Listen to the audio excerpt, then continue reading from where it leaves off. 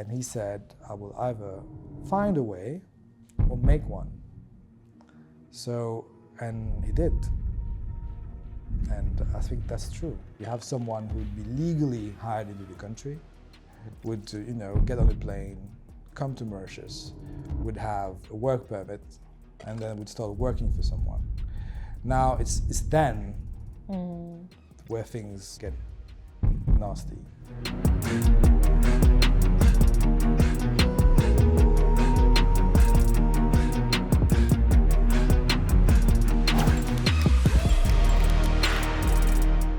Nataraj. Joanne. Finally. Good to see you. You didn't call me Rosiane though. No, I was trying not to call you Rosiane, but I prefer to call you Rosiane if you don't mind. Yeah. Either way. Yeah. As you know, it's been a long time coming since I've been trying to convince you to be on this podcast. Yes. As you know, I can be very persistent, so thank you. Thank you for having persisted. Yeah. I was trying to remember yesterday when we first met. We've known each other for a very long time. 25 years, I think. I couldn't remember though when it was that we first met. I don't know. It might have been the Model United Nations thing. Maybe. Maybe I vaguely remember us hanging out at the British Council after school, waiting for tuition to start. But it's good that you mentioned the MUN because it was a very fun time of our lives. Yes.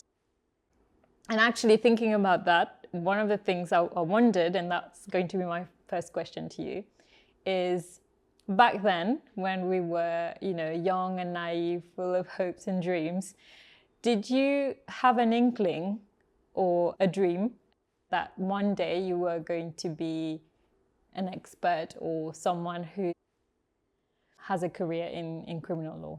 No, I don't think so, not at all. I think back then, like everyone, we were just enjoying the moment and trying to figure things out as they unraveled. No, not at all. I don't think so. So when did it start then? Did you choose law as studies, or did you was it by default like me? No, no, actually I always wanted to be a lawyer. Really? As far back as I can remember. I don't really know why though. And I was thinking about that coming here because I suspected you would ask me this question. I don't know. I mean, you know me. I mean, I like everything about being a lawyer and mostly the litigation part. I mean, that's what I like doing, being in court. But I think it's really the mission of the lawyer, which is really, I think, a noble one. But it's really about justice. I think I like the idea of justice. I don't like injustice.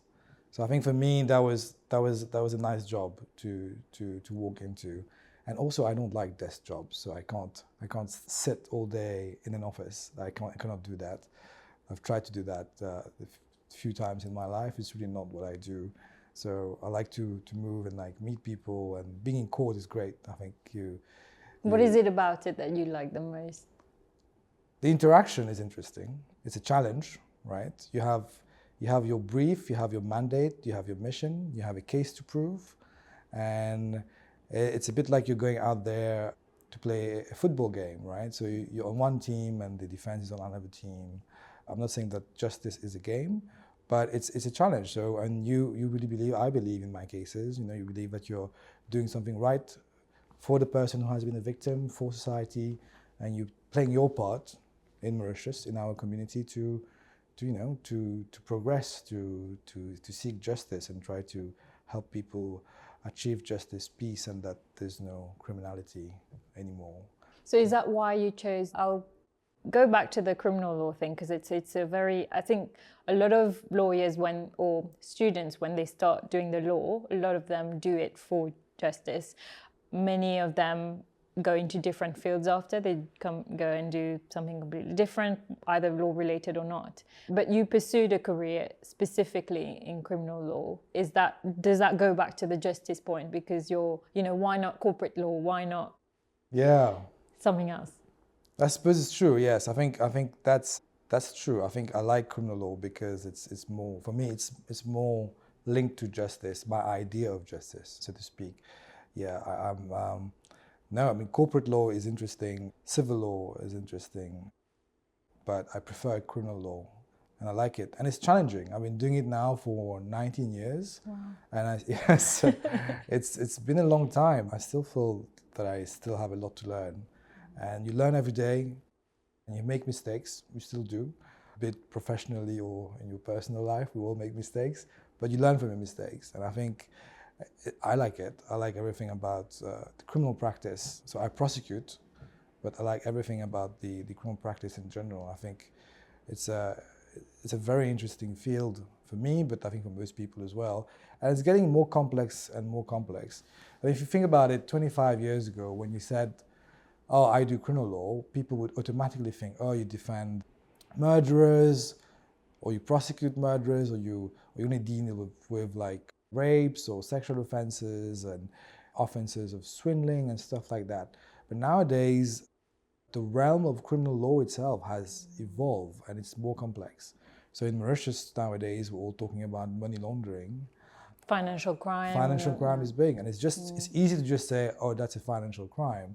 But what it really entails is, you need to have that knowledge to understand the intricacies of the crime, the way transactions have been laid up, and the way the staging processes are done, and trying to really look through transactions to identify its real nature and whether someone is really laundering proceeds of crime or not. And it's complex. It takes more time. The files are bulkier. We used to have, one folder files. Now I've got a case at the moment, and I've got 3 crates, like small crates. 3 crates of folders. Wow. So these are complex cases. Complex because of the nature of the case, but also because they're bulky, and you have to deal with a lot of material. But it's our job, and it's interesting. I mean, I like it. My colleagues like it as well. But that's what we're paid to do.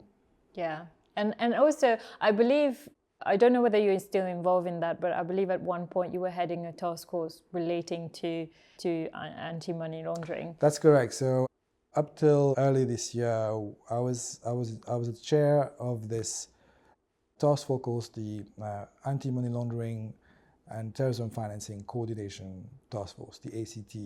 And its aim was really to coordinate activities between different law enforcement authorities and to provide them with timely legal advice and guidance. So it has been the practice in the old days for prosecutors, so people from our office, to get involved only at the completion of a criminal case. So the police would investigate, they would do the investigation for a year, depending on the nature of it might take 2 years.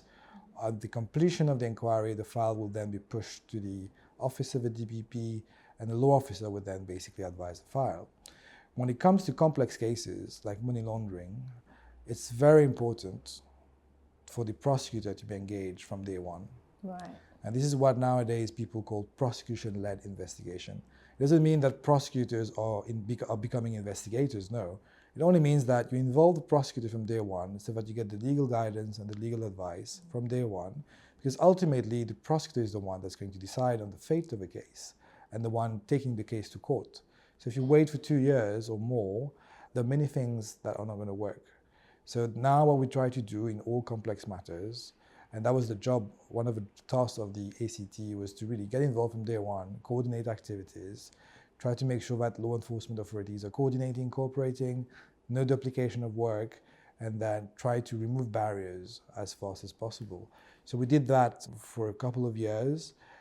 And law has changed now. We have the Financial Crimes Commission, and they have, in the act that creates the commission, there's a committee that deals with that now, a statutory committee. So now that committee is the one dealing with that coordination. Okay. So yeah, so I don't do this anymore.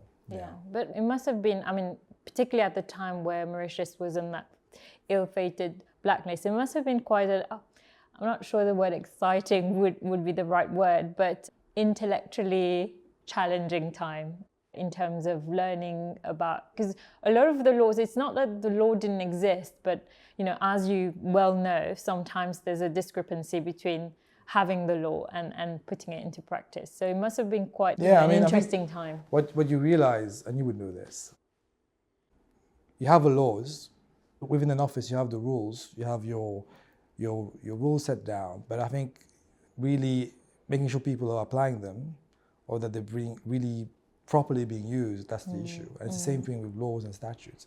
You have various mechanisms provided for in the law, but are we really using them? Is there something that we call efficiency? So yeah, that was something that was interesting. Really, kind of like looking at how efficient we were at using the tools that have been provided for in the statute. And that applies across the board, actually, for all crimes, all complex crimes. And I think I heard you say, and do correct me if I'm wrong, that globally, I don't know about Mauritius, but globally, when you look at the sort of the top 3 categories of crimes, you will have drug trafficking, you will have terrorism and arms financing, and I think the third one you mentioned was human trafficking. Yeah, that's Is that broadly correct? That's correct. Yeah, that's broadly correct, yes. And let's tackle the third one. Yeah.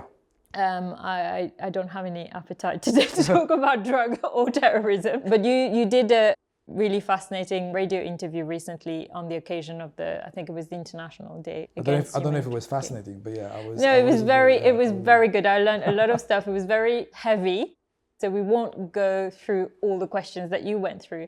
But I think for our audience, what I think would be really interesting to kind of break down is what is human trafficking. I think most people have an idea of what they think human trafficking is, but I think the realities can be much broader than that. I think it entails more than what people might think it is. You're correct. So, I mean, so the main idea when you say human trafficking, you think of someone being trafficked at the back of a cargo on the ship, being, sent across waters and then lands in the country, and then is forced to do things, work or other horrible acts. And that's true. That is human trafficking. But that is one form of human trafficking. But there are more forms of human trafficking, and what we see in Mauritius is really what we call modern human trafficking. So you have someone who would be legally hired into the country, would get on a plane, come to Mauritius, would have a work permit, and then would start working for someone. Now it's then where things get nasty. The person would basically not be paid what he was promised to be paid, or not paid at all. At times, some people are locked into houses or rooms. At times, they come in and they're asked to perform. They believe they're going to do a particular job, and then they're forced to do something else. And there I'm talking about sexual exploitation. All this is happening. So what you have when you're talking about trafficking is you have the recruitment, the hiring, or the supply of a person for a particular work. And then you have the means that are used, so threat, coercion, intimidation, for the purpose of exploitation. So recruitment, coercive means, and exploitation. I mean, all these 3 elements together, that's human trafficking. If you have these 3 elements, you're looking at a case of human trafficking. So in Mauritius, that's what we're finding. We're finding that there are a lot of cases, reported cases. So I make the distinction here between a reported case and an actual case where someone has been convicted. It's a big difference. There are reported cases of basically people being exploited, and they've been threatened. And it can be physical threat, it can be physical attacks, it can be verbal, it can also be blackmail, and all sorts of means to force someone to do something that they don't want to do. I could give details and example, but I don't think we want to hear that. I don't think that your listeners want to go into the detail. But I think you get the picture of what is going on. And the interesting bit also is that we're realizing this task force has been set up. It's been three or 4 weeks now. So maybe by the time people will listen to this, it would have been maybe a bit more. But recently set up. And it's been set up out of the goodwill of stakeholders, not just that of my office, but really collaborators from the police, the investigators, people from the labor industry. Everyone realizes the need to sit down, talk about this issue, and find immediate solution from day one. So this is what we've been doing now for the last weeks. And so it's funny, like we had an understanding at weeks ago that in Mauritius, so as law enforcement, when we try to understand a crime, what we do is we ask ourselves, who are the potential victims? I think that's a nasty question. It might be weird for people listening in. Who are the potential victims? What is the pool of victims? So the pool of victims would be people who would be targeted for that particular crime of human trafficking. So it was our initial understanding that in Mauritius, we're looking at maybe around 40,000 people. 40,000 people are foreign workers? Foreign workers, right. yeah, coming into Mauritius to work. Recently, we've been told, and this is of course unverified information, but it's still good for us to understand the extent of the crime and really how big the pool of victims might actually be. So we've been told that the 40,000 people actually represent documented foreign workers, so people who are registered and have their work permits with the authorities. But these figures do not take into account people who are not registered and who are not documented. Right. So people who do not come in on a work visa, they might have come in as a tourist, Yes. So, for example. And so it's possible that they're not in these figures. And we've been told recently that actually we're probably looking at another 30 to 40,000 people who are not documented. How far this is true, we do not know. But it's an important piece of information for us because it really helps us appreciate the pool of victims differently. And that's important for us, right? If we want to identify the propensity of the crime and where to go and where to focus our resources. So there you go. So it's interesting in Mauritius. I mean, we all live here. I mean, you go around and have coffee. You'll often see nowadays, for obvious reasons, that the person is a foreigner. That's great, because we're all foreigners to this country, right? We all come from somewhere else. Whether we like it or not, we come from somewhere else. Some by force. But yes, it's because Mauritius was terra nullius, as we say. There was no one here before, besides the poor dodo.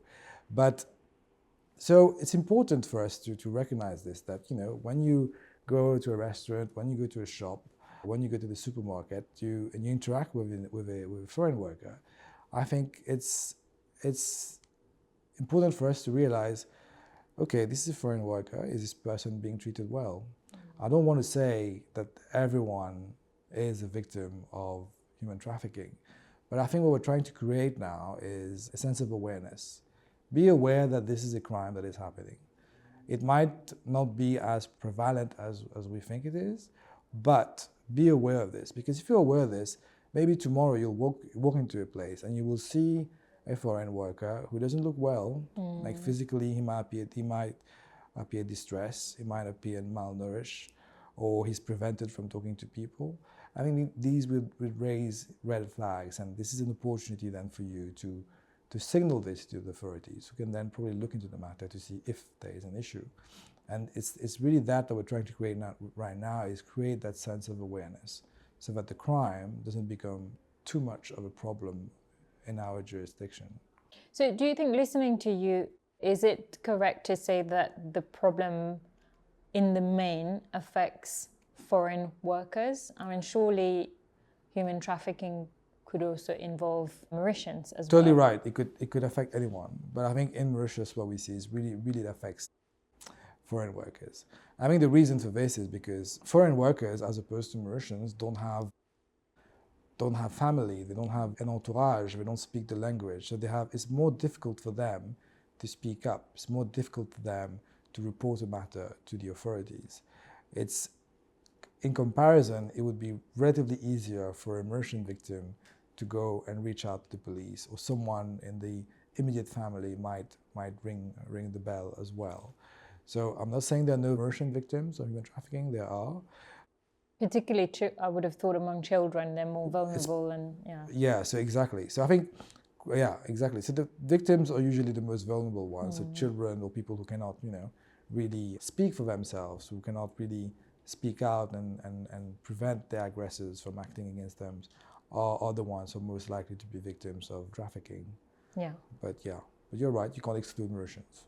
Yeah. And also the other figure that I found very compelling, and again, it was a global figure, so I don't, it's difficult to quantify in Mauritius, I suppose. But I heard you say that worldwide, the estimated amount of money that can be made from these type of trafficking was about 150 billion USD. Yeah. So I think it's the figure from the International Labour Office, which estimated that human trafficking generated $150 billion a year. And so it's always about money, right? So a lot of the motivation behind human trafficking is really about exploitation to make money. People want to make money. It's a It's business. a form of modern slavery. It is exactly that. Yeah, Yeah. It's exactly that. It's modern slavery. Exactly that. Yeah. And the other compelling figure, and again, I listened to it once, so forgive me if I got the figure wrong, but I was quite shocked to hear that. I think out of the 150, about 90 came from sexual exploitation. So that gives just, I mean, these are all estimates, right? Sure. But I think the way we use this is really to decide where to spend the resources, Right. where to put the focus. But these figures are global figures.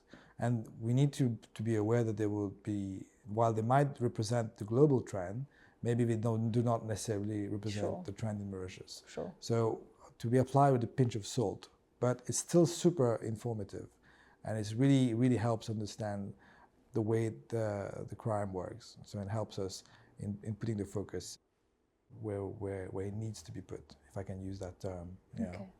But from an objective observer's perspective, if you're trying to create more awareness, you're trying to create more empathy, I guess, in the public, when they look at the official figures, they will see an average of 10 cases reported every year and 1 or 2 prosecuted. So from a layman's perspective, what would you say to them if they were to say, 10 cases, that's nothing? It's clearly not really much of an issue in Mauritius. What would you say to that? Context is important.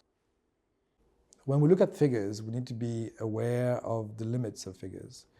And the issue here is we have around 10 cases reported annually, but is this accurate? And our feeling is that we're really talking about underreporting here. And the reason would be because of the conditions the victims find themselves in. The victims of human trafficking, especially if they're foreigners, which is really the trend we're seeing in Mauritius, if they're foreigners, will not be able to report a case because they're locked in somewhere, or they do not trust the authorities here in Mauritius because they're foreigners. All this is alien to them. Or they don't speak the language. They don't speak the language. And if they have an issue, their first reaction will be, well, I want to go home. Why would I spend more time here and report a matter? So that's the problem. So the figures don't really. I think when we talk about human trafficking, we're not really looking at an accurate picture of what is happening. So, but we're working on that. We're working in seeing if we can increase detection, and then trying to address the crimes as we see it, trying to find pragmatic solution to this. For instance, in a number of the cases where victims do report the case, or the police learn of a case, the victims just want to go home. They don't want to testify. If they don't testify, we don't have a case. We cannot prosecute someone. We won't be able to prove it, prove the case. They want to leave the country. So the solution to that is really one of accelerating the whole process and making sure that the inquiries is completed as soon as possible, and that we, at the level of our office, we lodge the case as soon as possible. And then the victim can testify as soon as possible. And then go home if they want to. And then go home. So once that person testifies, he or she can leave the country, right? So this is something that we've done before in a few cases, and we're looking at doing again in ongoing and future cases as well. But it's not easy. When you think about the victim, of course, you don't want to stay in Mauritius if you've been the victim of whatever form of human trafficking or whatever form of violence. You just want to go back home. And at times, victims, they have families, they have children abroad, and they just want to go away. They just want to leave this island. Yeah, it creates a vicious circle, because then the cycle continues. If you're able, if already 10 is, according to you, might well be underreported, out of the 10, you've got one case that you are able to prosecute, that's 10%. Yeah, because that's the purpose of criminal investigations and prosecutions, right? You want to bring cases before the court so that not only do you punish the accused, the perpetrator, but you also dissuade others from doing the same thing. So if you don't have cases, it's very difficult to explain to people, for them to really understand the gravity of the crime. Yeah. So you're totally right about this. So there's no dissuasion if we don't have cases, and that's a stark reality. It's a sad reality. And how important is the role of, you've spoken about the Labour Office and the police, and so in this task force, I presume there's these three authorities and the DPP, the office of the DPP. So how important do you think the role of an NGO can play in bringing the matter to light? I think it's key. Civil society actors, NGOs, are now, to my mind, part of the justice process. In cases of human trafficking, they have an easier reach. So they're in closer contacts to the victims. Victims feel more at ease to go and talk to them than talk to the authorities. They're more flexible. There's no red tape, and they really show victims that they care. I can give these examples. So they have often a better understanding of what is happening, right? Because they can just listen, understand, and react. So it's key to talk, it's very important to talk to them. A lot of information, a lot of the deeper understanding of this crime, what we've gathered so far, is because we've talked to NGOs.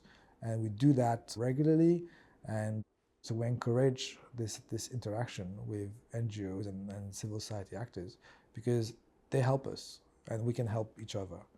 So that's why I said we're all part, I think, nowadays of a justice process, not just for crimes of human trafficking, but for crimes as well.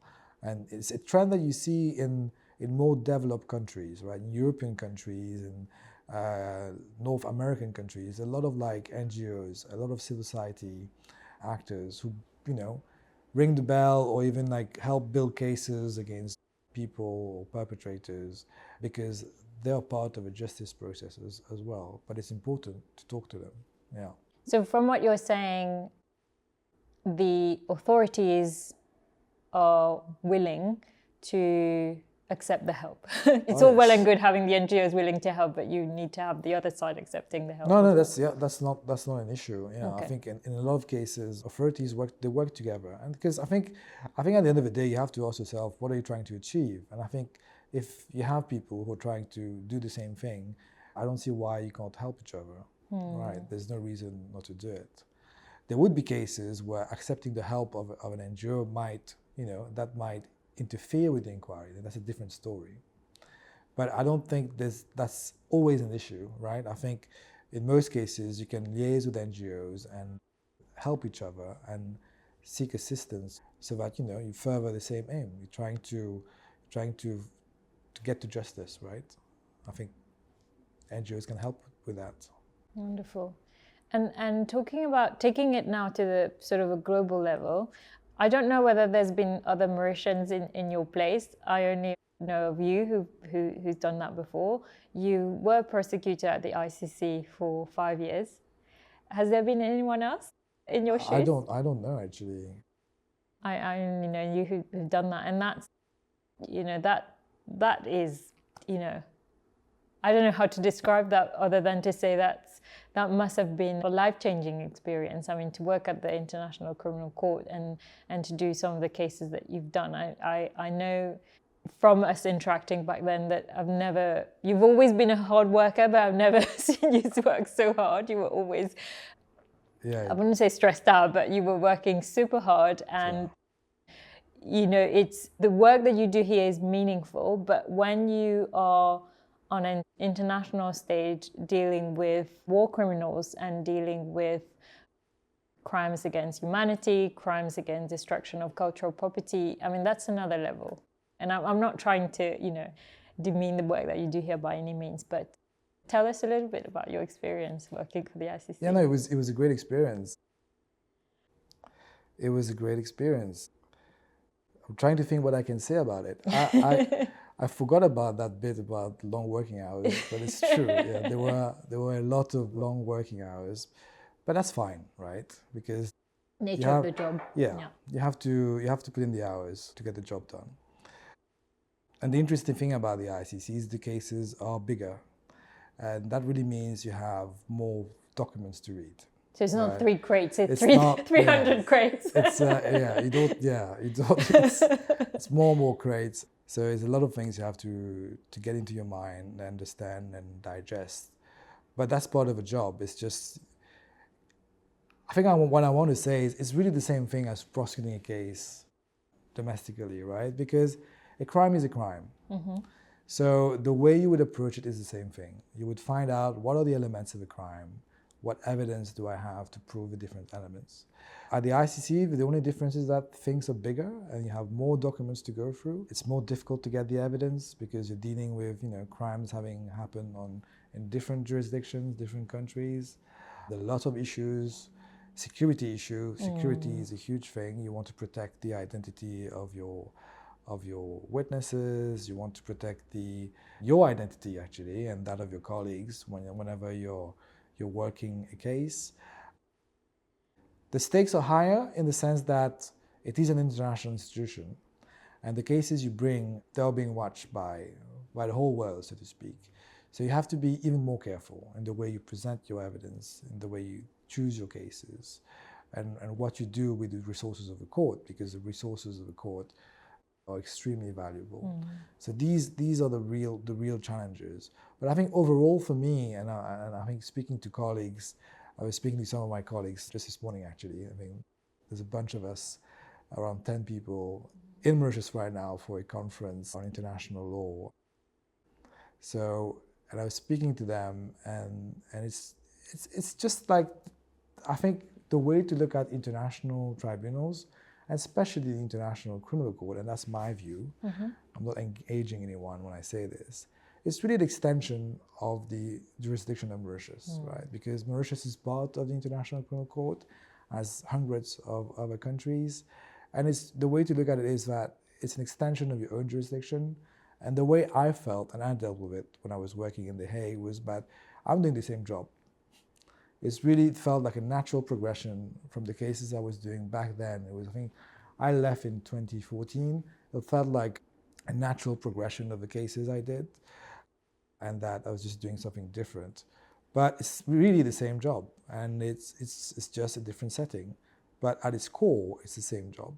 I think it's an interesting experience. Great times spent in The Hague, long hours working, not eating well, but it was, I felt good because I think the job was important. I mean, I'm not there anymore, but I still feel that the work of International Criminal Court is super important. The mission of the court is really important. And if you look at the world nowadays, conflicts are not ending. Who would have thought? Who would have thought that when we were doing the MUN, that's not other. something I would have thought would have happened.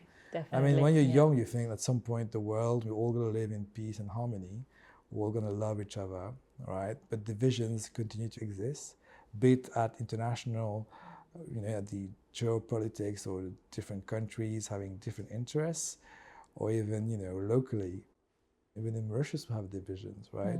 Divisions between communities, between faith, within communities, within friends. Divisions are everywhere. That's human nature.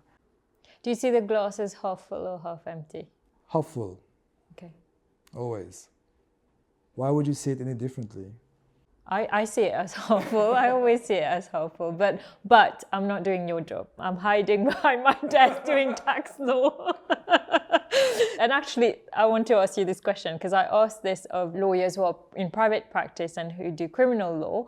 I said to them, how do you not get emotionally involved? How do you do your job well? Or do you get emotionally involved because that's the only way of doing your job with empathy? I think that's a great question. That's a really great question. Not a legal question. No. But I think it could be of great use to, aspiring barristers who, First of all, ask yourself what you're doing, right? So if you're a barrister in private practice, you have a brief, and your job is to defend your client. That's what you have to do. And it's your duty to do that to the best of your abilities. That's what our code of ethics tell us to do, right? Now, how you get to do it is up to you. If you're someone that needs to feel the passion, get the passion, but get the job done. If you're someone that cannot deal with the emotions and the nasty things you're going to see in the file, and you're that kind of person, you'll not be able to do it, it is still your duty to defend your client. right? It is still your duty to prosecute someone if you're a prosecutor. So you still need to do your job, right? So empower yourself to do it. So then if you cannot deal with things in the file, you need to find ways to deal with your emotions. And I think the best way to do that is just do your job and give it time, right? But I think speaking to different colleagues, we all find our own techniques, right? Some people would go through the file and then they would take a break and do something different. And that allows them to, prendre du recul. Yeah, prendre du recul and, not get too entangled in the emotions. But at the end of the day, we all chose to be barristers, right? No one forced us to do that. And I think we all realized what it meant. That at times you'd be prosecuting crimes and you'd be listening or reading about stories that will keep you awake, will make you see the world differently, will make you see people differently, will make you second guess your choices at times. But that's your job. That's what you're paid for. If you're defending, it's the same thing. You're defending someone who maybe committed horrible crimes, has done horrible things. But justice works this way. You need to be part of that system where we try to find balance, right? Because our system is that you have the adversarial system, as we say. Yeah, it's not the prosecution and the defense need to, cross swords, if I can use that term, right? And the idea is that justice will emanate from that opposition, right? So you have to do your job. If you can't, do not become a barrister. Do something else, right? Or don't do criminal law. Yeah, that's the other alternative. That's true. Yeah, it's a bit too drastic.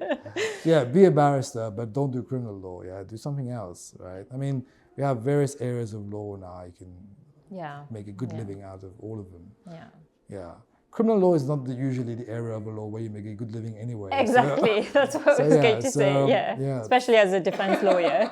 I don't know about, but I guess when you're on the other side, you're effectively a civil servant anyway when you're acting for the prosecution. Civil servants. All that is well and good in theory, but in practice, have you ever felt, and I'm asking that specifically with aspiring barristers in mind, because we do have a lot of young people watching us. Have you ever felt that this job is too difficult? The emotional toll that it takes on one is too difficult? Or ultimately, as you said, because you are ultimately guided by your why, if I may call it like that, you go through ups and downs, but ultimately your goal remains the same. No, what do you mean by difficult? I don't think, difficult is not the word, I think. I think you will feel stress, but I think difficulty is something that you can overcome, right? You can always spend more time preparing for the case by reading the case, by doing the research, by asking for advice from other colleagues. You have to prepare yourself mentally for a case as well, right? So I think difficulty, if you feel it, you can overcome it by spending time and effort on it, right? Stress is something that will come with the job because you can prepare, you can have a very neat timetable of the cases you want to do, and then suddenly something will happen and that will upset your timetable. And that will cause stress because you have more work and less time to deal with it. And also, we should not forget that it's something I realize now, much later in my career, and we talked about this. Balance is very important. Yes. And I think balance between professional and personal life is extremely important. I'm only realizing this now, but I think it's important to keep that balance as early as possible. Now, it's very easy to say that. I think if you're in private practice, you're a young barrister starting, you're not going to say, no, I cannot take this case because that's going to upset my professional and personal or life balance. So, but, be aware of this. There's something called burnout, people getting burnt out. And it's something I never realized really existed and never really believed in. But I've seen it firsthand in really close friends, hardworking people, and it's horrible when it happens, right? So, and that's because people work too much. That's it, right? So take time off. I was talking to a friend the other day who works in London, And his company, at his office, it's mandatory. You have to take your time off. You can't carry your holidays over for next year and the year after that. No, you have to take your 2 weeks or your 1 month off every year. It's mandatory. I think that's a great policy because it forces you to switch off. And then when you get back to work, you're a better employee again and you're a better person. Yeah. So I mean, these are things that are very important. Taking time off, finding balance and preparation. Do you though? Because you're always working, Nat. You're always working. Well, that's a story for a different podcast. I mean, yeah.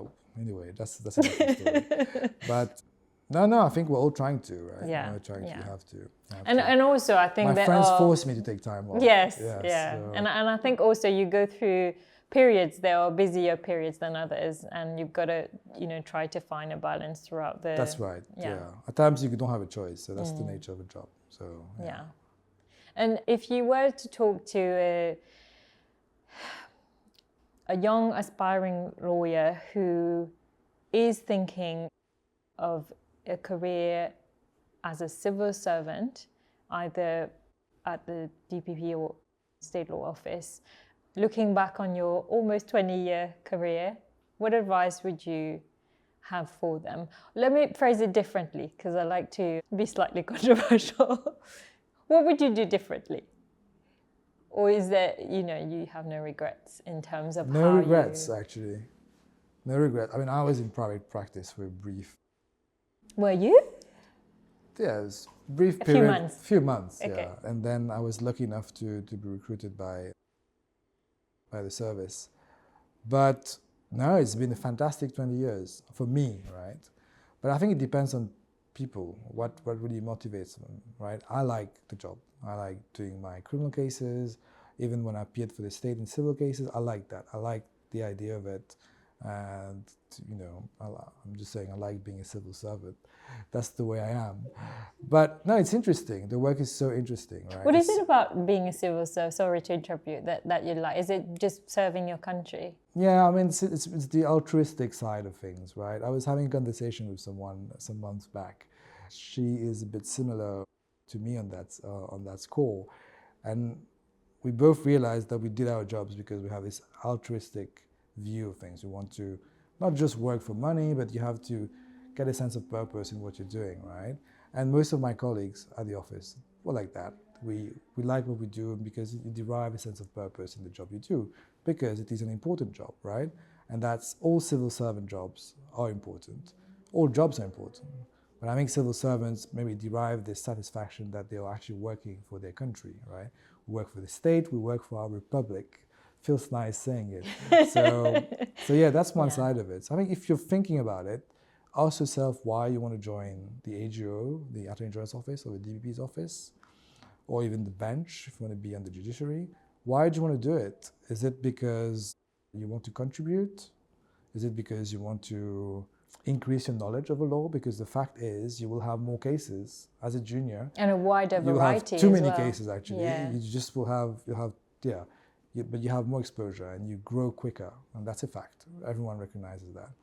Or is it because, if you think that joining the service is just an easy 9-to-4 job? It's not. It's not. Don't join, right? It's not the right place for you.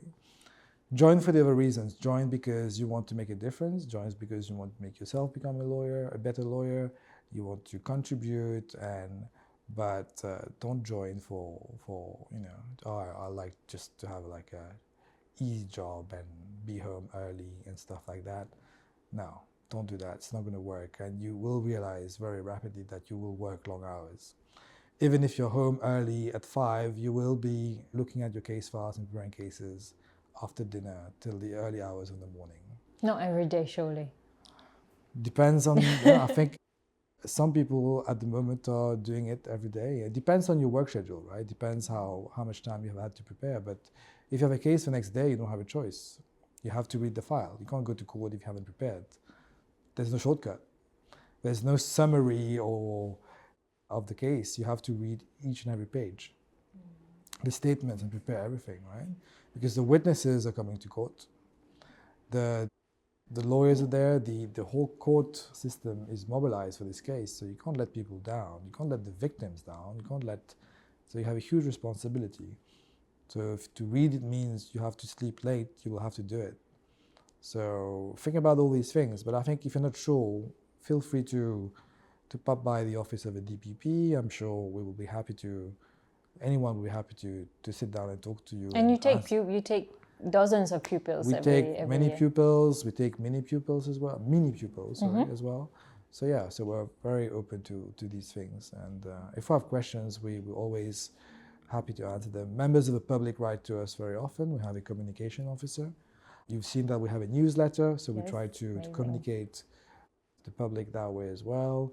We have a Facebook page, we have a LinkedIn page now as well. So yes, I mean, the service is changing in the way it looks at its interactions with the public. So try to be more interactive because that is important, right? So we have all these systems in place, right?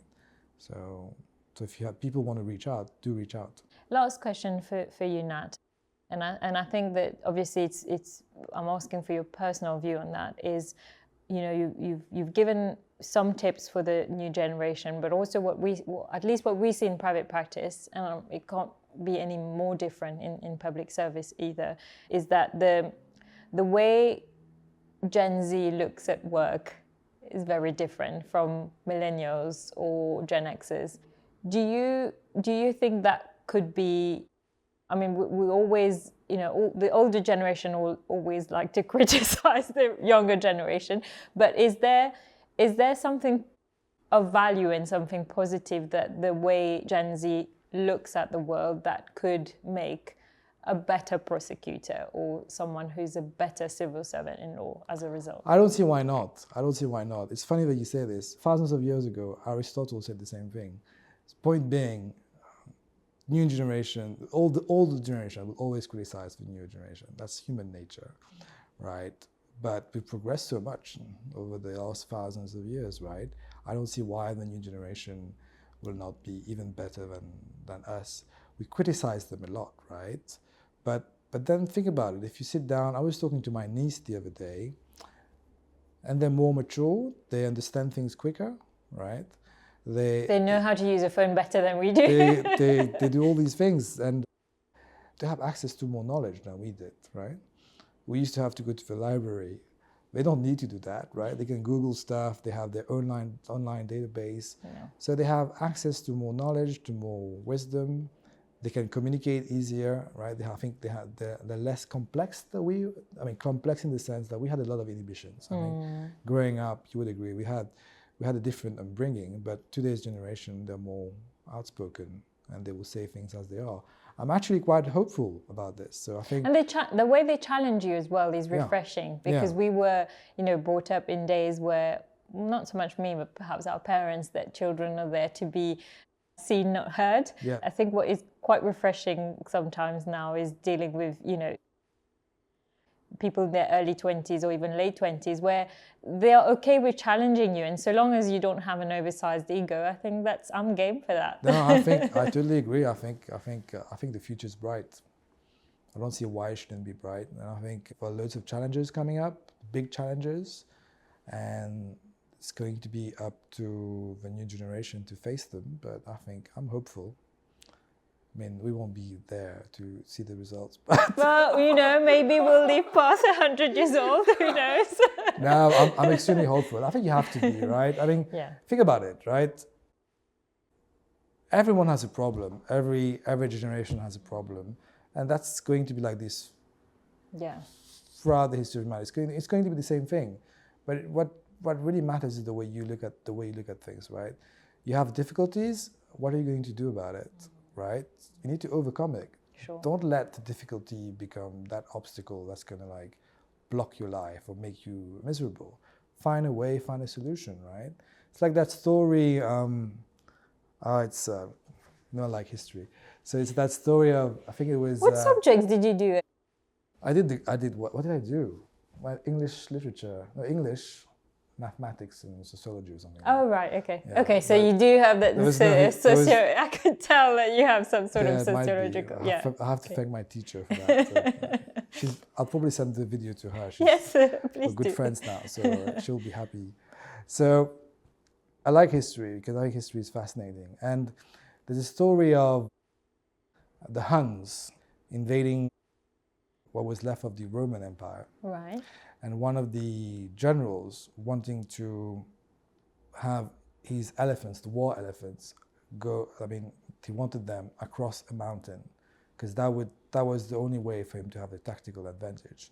Everyone saying that, all the other soldiers, all the other tacticians saying it's impossible, we have to go around the mountain.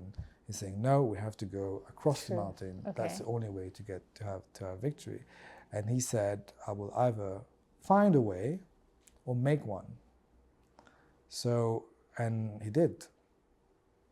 And I think that's true. Find a way or make one. When human beings are amazing beings, right? Look at the things we've done. We're talking on something that's recording our images and the voice, and it's going to beautify us, hopefully, by the time the video is out. So tall order, Natasha. So try your best, try your best. But no, I think it's just the way you look at things, right? Yeah. I mean, try to be. I mean, you asked the right question. Do you see the glass half full or half empty? Always half full. Always half full. Always half full. Yeah. Thank you, Nat. Thank you for your time. Thank you, Rosiane. And I'm going to say this, not because you're my friend, but you are one of the most ethical people I know. And your moral rectitude is only matched by your sense of duty and service. And I'm not just saying that because you're my friend. Of course, you're biased. I'm not biased. Yes. Thank you. I paid you to say that anyway. No, thank you. Thank you for having me. And it's great. Keep up the good job. Pleasure. Are we having coffee afterwards? Of course. Before my Muay Thai class.